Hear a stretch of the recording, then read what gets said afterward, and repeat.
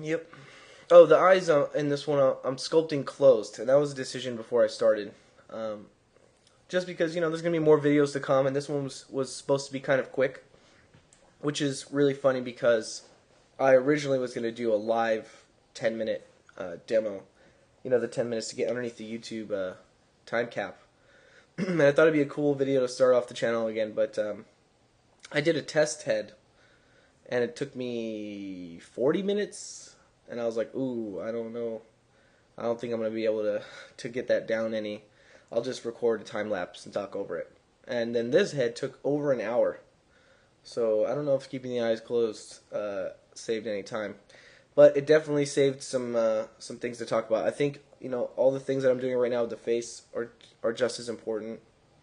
But the eyes are a separate beast. And, that's really where a lot of the personality comes from. So I think it's actually even a good habit to, if you're doing sculpts to warm up and practice, to go ahead and do the eyes closed, because it focuses your attention on other things other than personality, most of the time. Because when those eyes are in there, just if the eyes don't work, it makes the whole thing not work, and it's just a whole other can of worms. But the reason I made this video was as a prelude to another video, and that one, it uses the same base mesh and the same principles. I thought it would be better to start out on a head, human head. It's something that other people watching can wrap their head around more in terms of principles or fundamentals or how exactly you go about sculpting something. And then the next video is kind of a creature, because I felt like if anyone did take a liking to this sort of thing and wanted to do it for fun, you gotta make those monsters, man. So yeah, the next video is going to be a creature. It's kind of in between a humanoid and a creature, just so I didn't go too far one way or the other. But that one, the eyes will be open, and you'll see how I do that. You can either sculpt the eyes in, as a part of a sculpture, like a marble, or you could put in a separate object, which is what I do in the next video. So right here, I'm touching on the ears, and it's a good time to talk about this. The ears are not in the base mesh that I'm giving out. And, that's kind of a conscious decision, because I feel like putting ears in a certain place, especially, in the base mesh, if you were to extrude something, you have to be very careful about where you put that. And from then on out, that base mesh is going to have something there.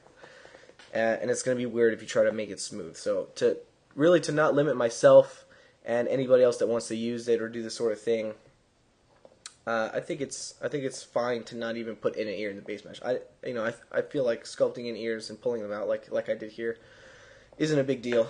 And even though it may be easier if you're doing something really specific, because this base mesh and this sort of thing is supposed to be really fun and general, and we're not worried about topology or making things super smooth or crisp and worrying about taking this to production, I did not put any ears on the base mesh. And in the next video that I was talking about with the creature, there are no ears on the creature, so there goes to show you that putting on the ears wouldn't have been a good idea.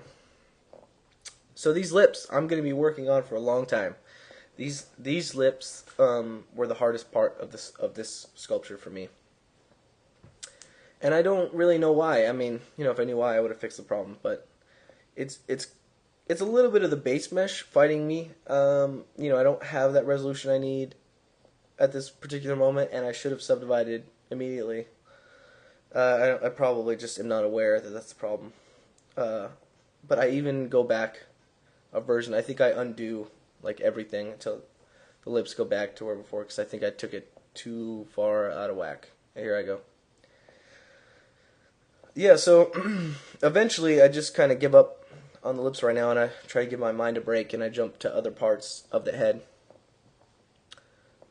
which is a good principle to do, and it's a good thing to talk about too. Not just when you're having problems with something, but just in general, like we said, jumping around to other parts of the head is really good, and this is kind of one of the reasons why is it keeps it fresh. You give yourself another set of problems to tackle, and your brain's creatively thinking about other things. So you see me here moving on to other parts of the face to give my mind a rest on those lips, because they're really bothering me. as I'm sculpting this right now. So I'm just chilling out and doing some nice relaxing things. Also, masks is kind of a huge deal. You see me using them here, and I use them quite a bit during the process, I'm sure. That's kind of a habit I've gotten into, and it's something that's really important to me. So, if you're not using masks all the time, you should look into it. It's kind of a digital thing too. I mean, I'm one of those people that now, I'm sure there's a few of us that have really learned and become an artist or whatever in their own right using digital mediums. And so the fundamentals that I have or the habits I've developed are very different than a traditional sculptor. And masks is one of those things, I think. Also undoing and stuff like that. It makes someone like me, I mean, I tweak a lot.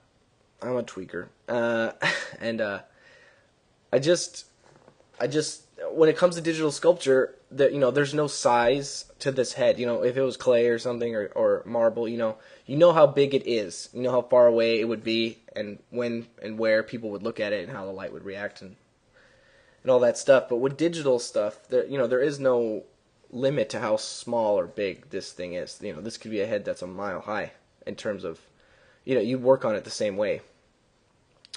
And so yeah, I get really superstitious at this point. The head's all there, all the features are there. It looks like a dude to me. And then you can see me now just using the move brush, making little movements and undoing, because something that I think about a lot is how many people there are, on our planet right now, and how many people there have been over time. And all of people's faces are made up of the same things, but no two separate people look identical. Which kind of just makes me feel like there's an infinite amount of configurations and possibilities a face can be in.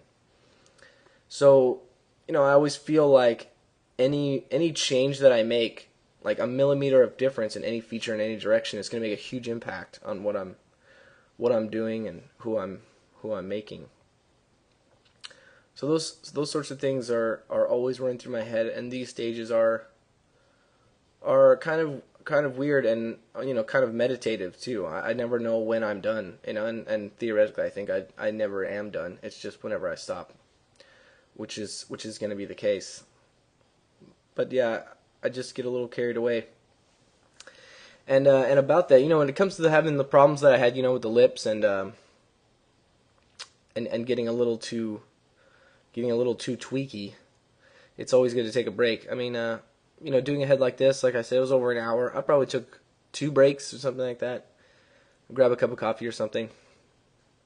When you do something, like a bigger project or even a head like this, especially when you're starting out, there should be no reason why you shouldn't work on a head for like a week if you wanted to. I mean, there's no time limit. It's just for fun, and if something's not feeling right, you just keep working on it. I think it's better to work on something until it works, just endlessly changing stuff rather than finishing it and not being happy with it or starting over from scratch. You'll learn a lot more when you're trying to deal with those problems that you have and you keep reworking something. But if you're doing a head like this, and then you close it for the night, you open up the next day, it's going to look drastically different. As you work on something for a long period of time, you're going to start getting used to how it looks. Things aren't going to jump out at you. You can't be surprised by anything because you've been looking at it for so long. So it's really, really important to take breaks, not just mentally, but also just because, it lets your eyes warm up to other things, and it's just good practice to get into. So this is pretty much it. We're wrapping up here. I rendered some stuff, and now I'm tweaking stuff that I saw in the render, but I just went up to render and clicked best, and it uses that light that I set up earlier that points down, and then it does some cast shadows and stuff, so it just gives me a new light to see the forms in and make more decisions and see it in a different light. So this is it. Alright, I'll catch you guys later.